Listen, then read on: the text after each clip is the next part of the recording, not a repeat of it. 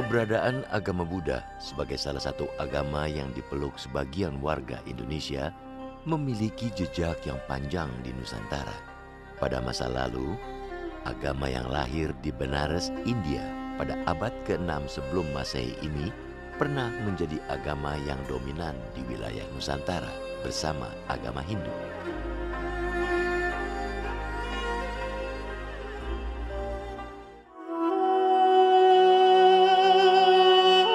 Ajaran Buddhisme diperkirakan mulai menyebar di wilayah Nusantara pada sekitar abad ke-3 Masehi. Keyakinan Buddha di Nusantara diduga disebarkan oleh para biku yang datang bersama para pedagang yang singgah di sejumlah kawasan di Nusantara.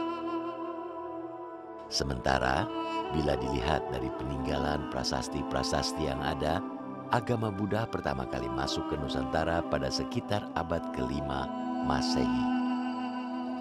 Jadi kalau disebut kronologi abadnya, mungkin agama Buddha itu sekitar abad 2, abad 3 sudah sampai ke Indonesia. Bersamaan dengan itu masih ada sisa-sisa Weda yang masuk ke Indonesia dan berkembang bersamaan sampai sekitar abad ke-5, ke-6 di wilayah Nusantara.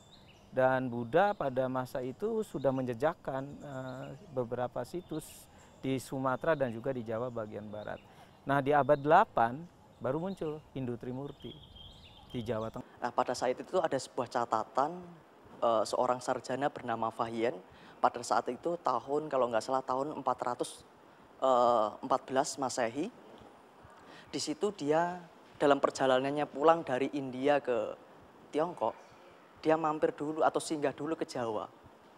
Kurang lebih selama 5 bulan di Jawa, dia melihat di situ masyarakatnya menganut aliran Brahma.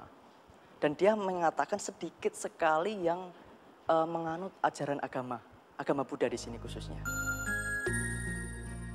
Perkembangan agama Buddha di Nusantara mengalami kemajuan pesat dan dianut banyak penduduk Nusantara saat berdiri sejumlah kerajaan Buddha atau kerajaan Hindu-Buddha di beberapa wilayah di Nusantara.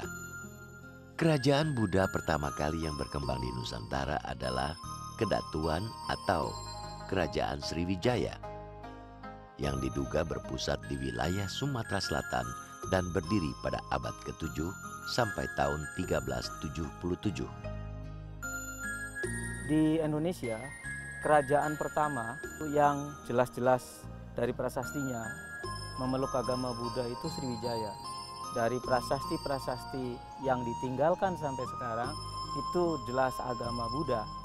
Dan yang menarik, Sriwijaya itu kerajaan pertama, tergolong kerajaan pertama, ya kurang lebih sama dengan Kutai, Tarumanagara, Kutai kuno, Tarumanagara, Kanjuruhan itu di awal-awal yang menuliskan prasastinya dalam bahasa Melayu kuno.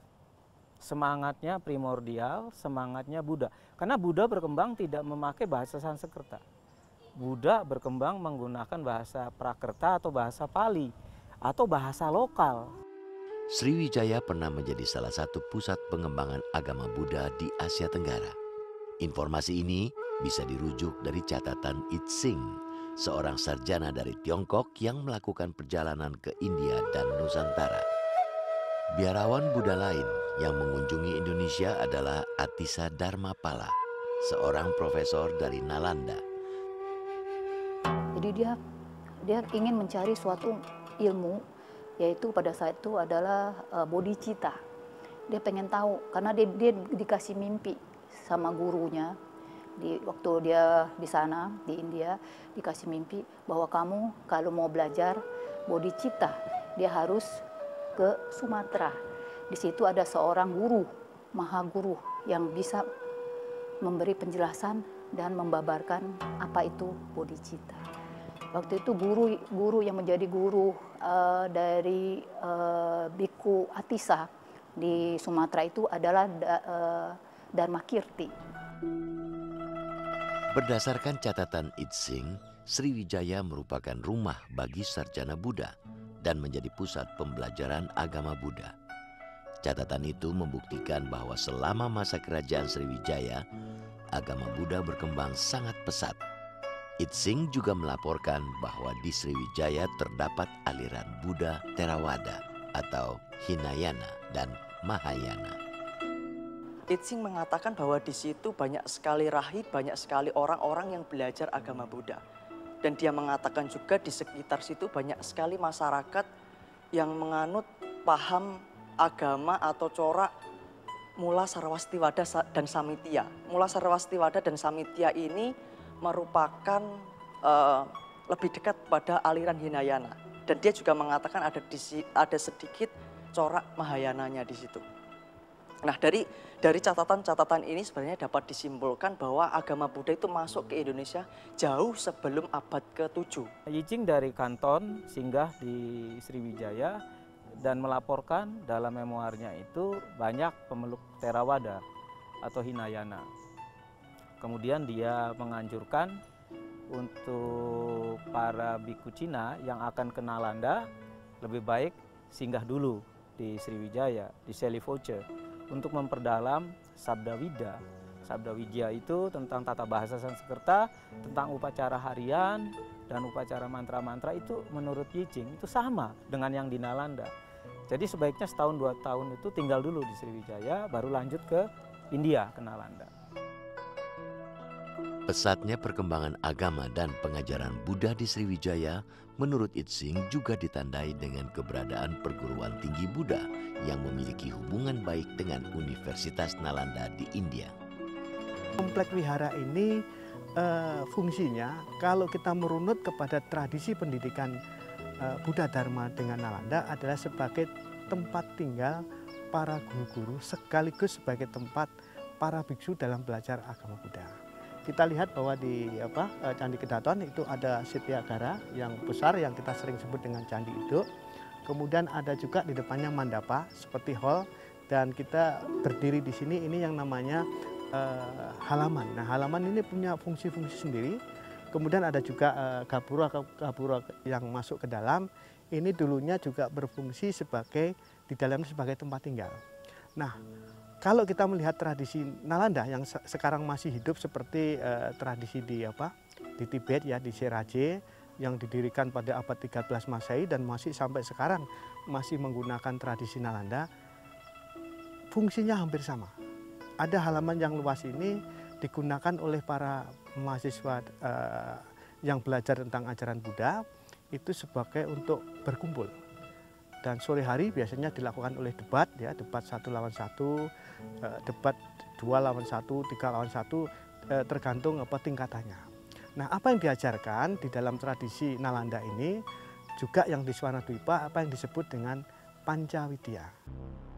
Itsing menulis ada lebih dari 1000 biarawan yang belajar Buddha di Sriwijaya. Perkembangan agama dan pengajaran Buddha di Sriwijaya juga didukung oleh keberadaan seorang mahaguru bernama Sakyakirti. Pada satu masa itu di Mataram kuno itu diperintah oleh seorang raja Hindu dan istrinya Buddha gitu ya. Jadi itu sangat mungkin karena itu banyak bermunculan memang candi yang Hindu, diantaranya juga candi yang Buddha.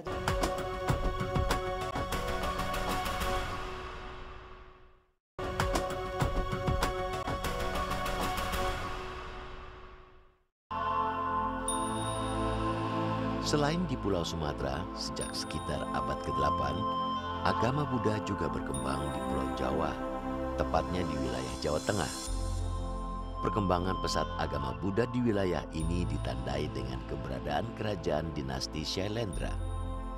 Meski tidak sebesar kerajaan Sriwijaya, kerajaan yang berdiri pada tahun 775 hingga 850 Masehi ini mewariskan sejumlah peninggalan penting seperti Candi Borobudur, Candi Mendut, dan Candi Pawon.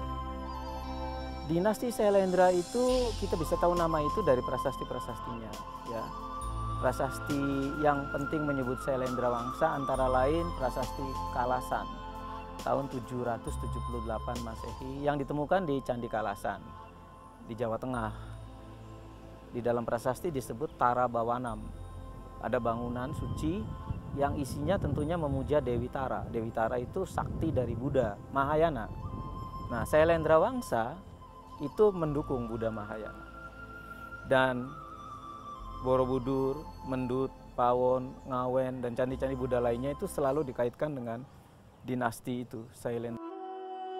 Setelah kekuasaan dinasti Shailendra surut, kekuasaan dinasti ini tergeser oleh dinasti Sanjaya yang menganut agama Hindu. Pada masa ini, agama Buddha diperkirakan masih banyak dipeluk masyarakat Jawa. Namun, sejak saat itu, sinkretisme atau peleburan keyakinan dan praktek agama Buddha dan Hindu mulai terjadi di banyak tempat di Jawa. Pada satu masa itu di Mataram kuno itu diperintah oleh seorang raja Hindu dan istrinya Buddha gitu ya. Jadi itu sangat mungkin karena itu banyak bermunculan memang candi yang Hindu, diantaranya juga candi yang Buddha. Jadi itu saya pikir agama waktu itu tidak menjadi satu persoalan yang penting gitu ya. Maksudnya ya penting ya untuk membentuk sikap, tetapi tidak menjadi satu yang sangat politis gitu sifatnya ya gitu saya rasa. Dan itu terus terbawa sampai kepada raja-raja berikutnya, terutama untuk kerajaan yang ada di Jawa misalnya. Pada tahun 1292 hingga tahun 1478, berdiri kerajaan Majapahit di wilayah Jawa Timur yang bercorak Hindu-Buddha.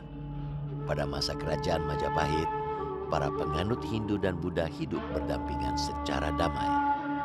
Perpaduan Buddha dan Hindu sudah dimulai sebenarnya sejak masa Singosari, abad 13. Kita bisa melihat dari kisah para raton itu simbol perkawinan. Dan perkawinan sebenarnya antara Ken Angrok yang memuja Trimurti dan Ken Dedes yang memuja Buddha Mahayana. Lalu mereka menikah. Tidak mengherankan kalau anak keturunan mereka jadi memuja Siwa Buddha. Raja yang jelas memuja Siwa Buddha antara lain Wisnuwardana. Kemudian Kertanegara, Siwa Buddha, itu dua raja Singosari terbesar. Seketurunan itu setelah Kertanegara dan lain-lain menyambung ke zaman Majapahit, maka raja-raja Majapahit senantiasa mengidentifikasikan diri sebagai Siwa dan Buddha.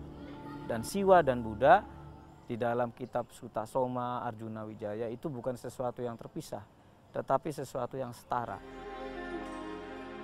Hingga kini, sejak keberadaan kerajaan Majapahit antara lain bisa disaksikan lewat sejumlah peninggalan tempat-tempat suci, sisa-sisa sarana ritual keagamaan pada masa itu. Berdasarkan sumber tertulis yang ada, mayoritas Raja Majapahit beragama Siwa dari aliran Siwa Siddhartha. Hanya Tribu Wana Tunggadewi, Ibunda Hayam Wuruk yang tercatat beragama Buddha Mahayana. Meski mayoritas Raja Majapahit beragama Siwa, agama Siwa dan agama Buddha tetap menjadi agama resmi kerajaan hingga tahun 1447. Tentu saja raja-raja itu lebih suka memilih dewa-dewa Hindu. Apalagi ada konsep dewa raja pada masa Majapahit. Raja adalah sebenarnya penjelmaan dewa yang hidup di alam manusia. Mereka memilih dewa-dewa Hindu supaya mengambil ketegasannya. Sementara dewa-dewa Buddha penuh kasih sayang, ahimsa. Jangan menyakiti sesama makhluk. Bagaimana kalau ada musuh datang? Repot dia. Makanya dia perlu menggabungkan Siwa Buddha. Siwa untuk menghancurkan musuh-musuhnya, Buddha untuk menyayangi rakyatnya. Pada masa kerajaan Majapahit, sinkretisme agama Buddha dengan agama Hindu mencapai puncaknya. Pada masa ini, misalnya, terjadi pengidentifikasian Siwa dengan Buddha hingga disebut sebagai Siwa Buddha, sebagai satu kesadaran tertinggi. Pada zaman Majapahit ini pula, aliran Hindu Siwa, Hindu Wisnu, dan agama Buddha dapat hidup bersamaan. Saya rasa, menurut saya itu bukan satu usaha untuk menyatukan, tetapi justru untuk menghargai, ya, menghargai yang ada. Itu sudah terbukti di dalam berbagai prasasti masa lalu. Ya, seperti sekarang kita mundur lagi sebentar ke Airlangga misalnya ya. Nah, kita melihat bahwa ketika seorang raja itu memberi satu maklumat yang penting kepada rakyatnya, dia selalu didampingi oleh pemuka-pemuka agama, baik itu Siwa, Buddha, Mahabrahmana maupun Resi. Setelah kerajaan Majapahit mengalami kemunduran pada masa akhir pemerintahan Raja Brawijaya kelima dan runtuh pada tahun 1478, keberadaan agama Buddha dan Hindu perlahan-lahan tergeser oleh agama Islam. Bersamaan dengan ini, jumlah pemeluk Buddha semakin berkurang. Jumlah penganut Buddha di Nusantara juga tidak berkembang pada masa penjajahan Belanda maupun penjajahan Jepang.